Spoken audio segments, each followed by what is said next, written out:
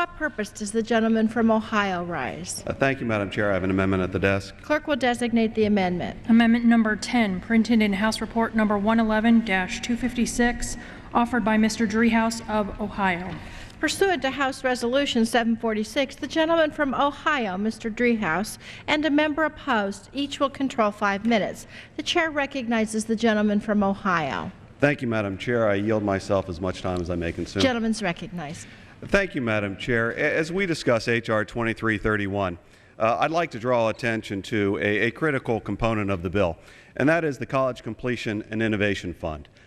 This amendment, Madam Chair, impacts one portion of the College Completion and Innovation Fund, and that specifically is the State Innovation and Completion Grants. About 50% of the College Completion and Innovation Fund go to state innovation and completion grants.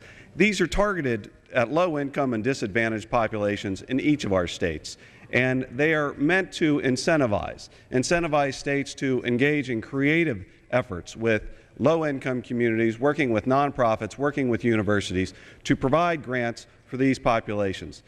With that, the state has to provide to the Department of Education a plan describing how they will utilize the funds. This amendment is quite simple in that it states that in that plan we must target and we must include dislocated workers. And I think you'll agree, Madam Chair, and I think most of the members will agree, that in this economy, with the number of employees that are currently unemployed, we need to be targeting and looking at the skill sets of dislocated workers. Because when we talk about innovation in education, when we talk about re-educating our workforce, there's no more important population than those that are recently unemployed. And as we move toward a new technology economy, it's critical that although we have tremendous workers across the United States, we appreciate the fact that they need more education, that they need retooling in order to make them competitive for the jobs of the 21st century, in order for us to compete in a global marketplace.